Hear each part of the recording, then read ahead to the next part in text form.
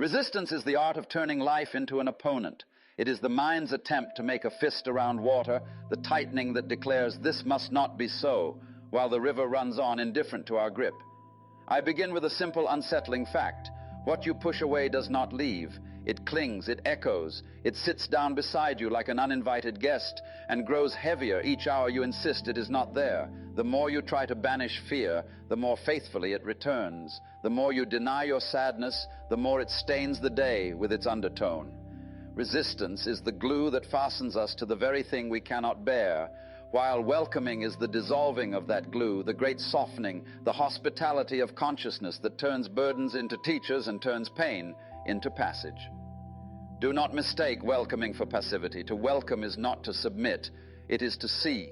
It is to take the thing into your hands and turn it in the light, to notice its contour and its temperature, to feel the way it changes your breathing.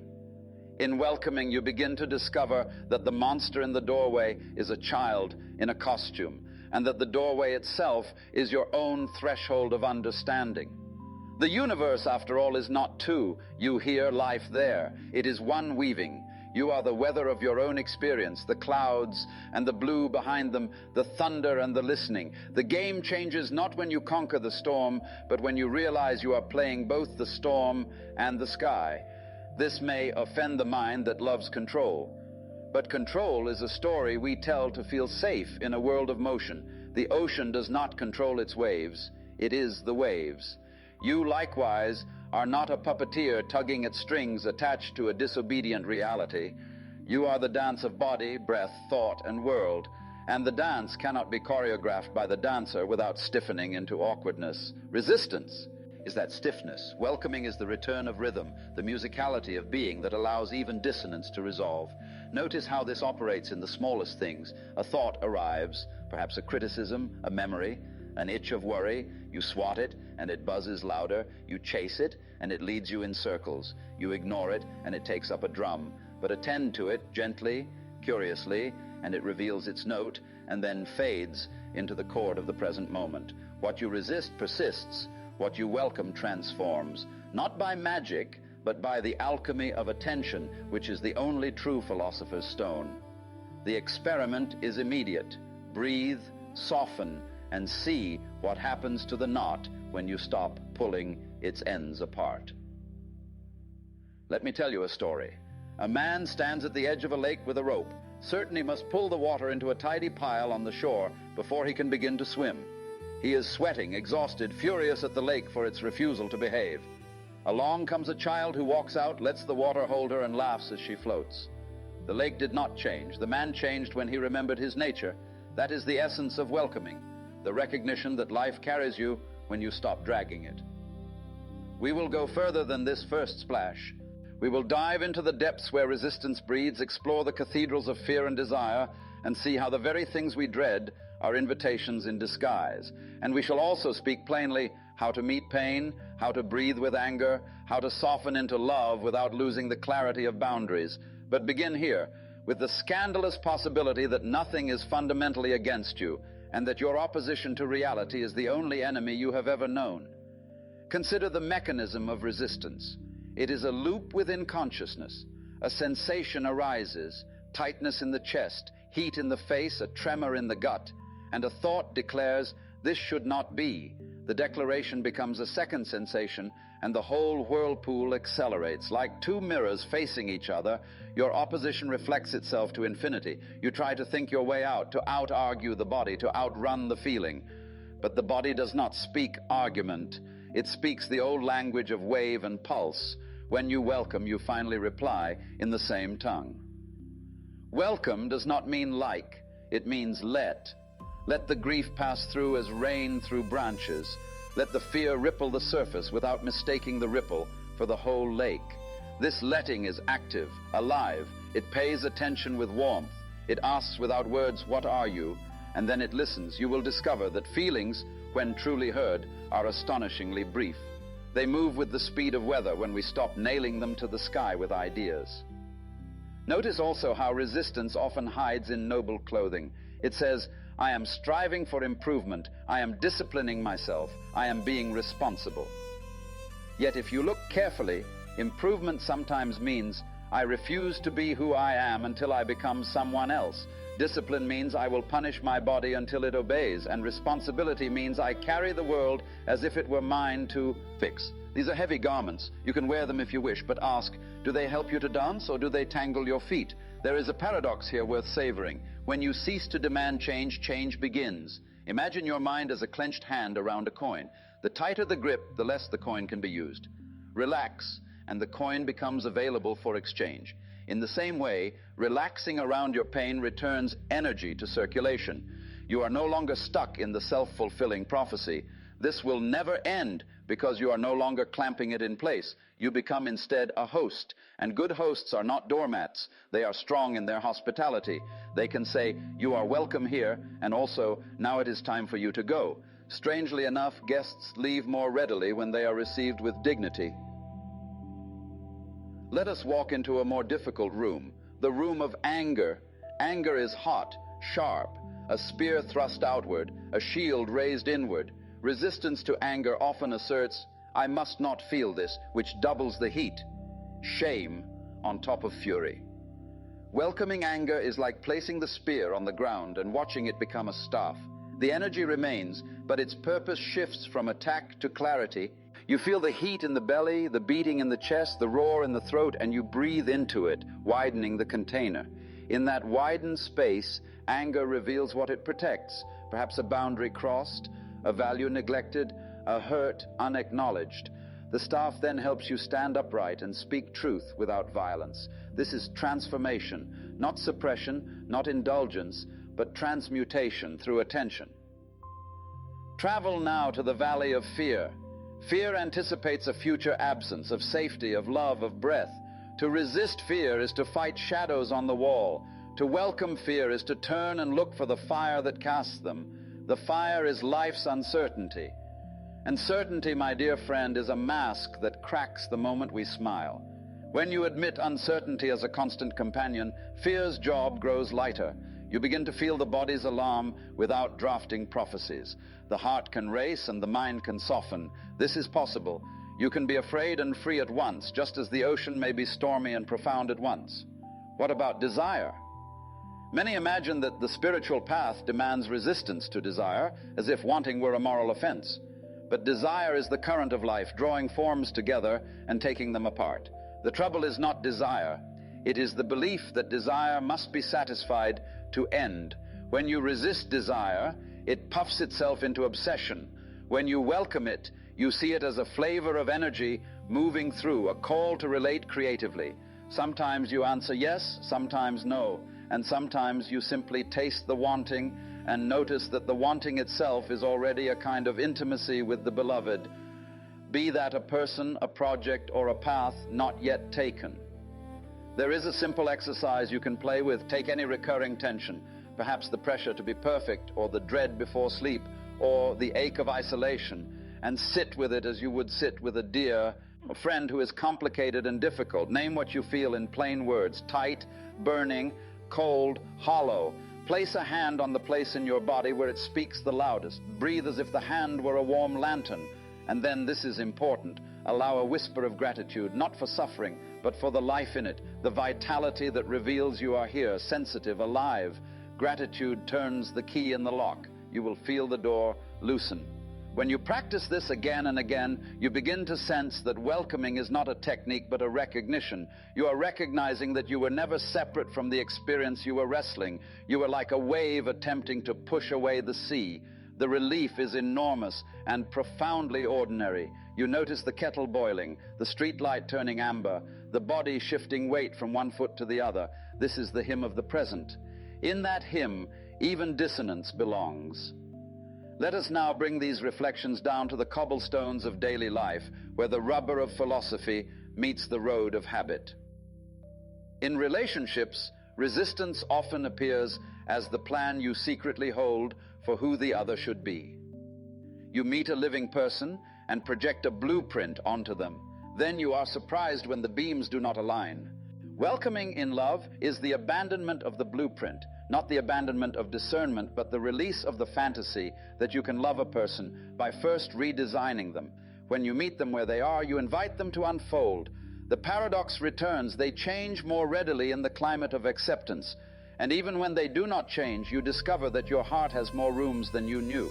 Try this. The next time a loved one speaks a sentence that stirs irritation, let the words land without constructing a story. Hear the tone, yes, but return to the body. Where does the irritation lodge? Is it a prickle at the neck, a tightening around the eyes?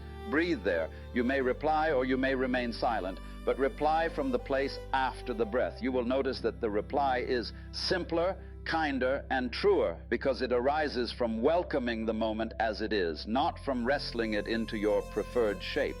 In work, resistance often disguises itself as perfectionism or procrastination, twins born of the same parent. Fear. Perfectionism says, not yet, not until I can guarantee admiration. Procrastination says, later, when the fear is gone. Welcoming says, now, and let the fear come along for the ride. You begin before you feel ready, because readiness is a mirage that evaporates as you approach. Start and allow the work to teach you how to continue. This is not recklessness, it is humility in action. You bow to the process, and the process bows back. With the body, resistance appears in the subtle war we wage against our own nature. We diet as if we hate ourselves thin, exercise as if we whip ourselves fit, rest only when we collapse. Welcoming the body is a revolution. It listens to hunger and fullness, to strength and fatigue, to the seasons and their tempos. It moves because movement is a hymn, and it rests because stillness is a verse in that hymn. Why? I might be surprised to find that the body responds to kindness with cooperation and to cruelty with rebellion. Why should it be otherwise? It has been listening to you all along. Now, bring welcoming to time itself. Many live as if time were an adversary, a fast-running thief. We resist the passage of years, the changing of roles, the letting go of faces and places. Yet time is the very medium in which meaning appears, like music which requires duration to make a melody. To welcome time is to play the measure you are in. When you are young, you practice. When you are old, you improvise. In all seasons, you remain the musician, and the music, the listener, and the room in which the notes decay into silence. Let us go further, into the heart of identity. The ego is a pattern, a collection of habits, memories, and opinions declaring, "This is me." Resistance takes these patterns as solid walls and defends them furiously. Welcoming is the discovery that the walls are made of curtains blowing in a draught. You pull one aside and find more space than you imagined, space in which thoughts appear and vanish, in which moods rise and fall, in which me becomes less like a statue and more like a dance step. When you welcome the shifting, you begin to enjoy the choreography. You can be serious without being solemn, committed without being rigid, sincere without being trapped in a single mask. From here, spiritual freedom is not far. It is not a dramatic escape from the world. It is intimacy with the world. It is the stillness in the center of movement, the silence out of which words emerge and to which they return. When you stop resisting your experience, you stop resisting yourself. And when you stop resisting yourself, you stop resisting others. That is not an abstraction. It feels like your shoulders dropping, your jaw unclenching, your breath arriving home. From that home, action springs naturally. You say no when no is needed, yes when yes is true, and you bow when neither is appropriate. The world doesn't become easier, you become more spacious. Someone may object. What of injustice? What of cruelty? Must we welcome that too? We must welcome the fact that it exists in our experience. Otherwise, we will react with blind hatred and become mirrors of the very violence we oppose. Welcoming the reality of harm allows us to respond with clarity. You can say, "This stops here," not from resistance that fuels the fight, but from presence that ends it. Think of a clear bell struck in a noisy room. It does not argue, it rings. In the same way, action grounded in welcoming has a peculiar power. It cuts through without cutting down. At this point, your practice can become beautifully simple. Sit each day for a few minutes or more as if you were meeting life at the front door. Whatever knocks, thoughts, feelings, memories, plans, you open, you bow, you allow them in, you serve tea, you listen, and if they announce they must go, you let them. Some will be boisterous, some will whisper, some will leave muddy footprints. None are strangers. All are expressions of the same guest, consciousness exploring itself. Over time, you will notice that the host, this welcoming awareness, grows more confident. It does not need to be a particular way to be itself. Bring this same hospitality into movement. Walk as if you were meeting the ground for the first time. Taste your food as if it were a friend telling you a secret. Speak as if each word were a bird you set free. And when you forget, and of course you will, welcome the forgetting. Make even your lapses part of the practice. This inclusion is the secret spring. It keeps the river flowing. As welcoming deepens, the question of meaning shifts. You stop looking for life's meaning as if it were a prize, hidden behind a curtain. Meaning ceases to be a possession and becomes a participation. The meaning of a song is not what it points to. The meaning is the singing. Likewise, the meaning of your life is not a definition but the living. When you welcome your experience, you rejoin the choir. Your particular voice, with its tremble and its range, matters precisely because it is not another's. Now, in the quiet that grows from this practice, meditate with me. Rest your attention on the breath, not as a taskmaster counting, but as a lover noticing the rise and fall of a sleeping companion. In, there is room. Out, there is release. In, you arrive. Out, you let go. Into this rhythm, allow the words yes, this, not as a verdict that everything is ideal, but as a recognition that everything is here. Yes, this, to the ache in the knee, to the sting of a memory, to the flash of joy, to the blankness between thoughts. Yes is the solvent of knots. This is the pointer to reality. Together they are a doorway. Beyond the doorway, there is no special garden reserved for the enlightened. There is only the garden you have always walked in, the city street after rain, the face of the one you love, the long line at the market, the ache of saying goodbye, the first sip of morning. But the colors are truer when you stop arguing with them. The edges soften without becoming vague. The details become crisp without becoming harsh. You do not become other than you are. You become what you are, without the struggle not to be. Before we close, let us return to the first assertion. What you resist persists. What you welcome transforms. It is not a slogan, but a living law, like gravity in the realm of the heart. You can test it in any moment. Notice a tension. Resist it fiercely. Watch it root itself. Then notice the same tension. Welcome it gently. Watch it shift, or at least watch your relationship to it shift, which is the transformation that matters.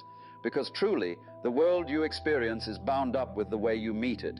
Meet it with a fist, and it becomes an opponent. Meet it with open hands, and it becomes a partner in the dance. And now, a closing meditation you may carry into the rest of your day. Sit or stand as you are. Let your breath be your boat. Feel the tide of your chest. With the in-breath, say inwardly, allow. With the out-breath, say inwardly, release. Let the words fade and remain with the sensations. See the thoughts arriving like gulls, landing, taking off. Feel the body a shoreline, sometimes calm, sometimes batter, odd, always itself.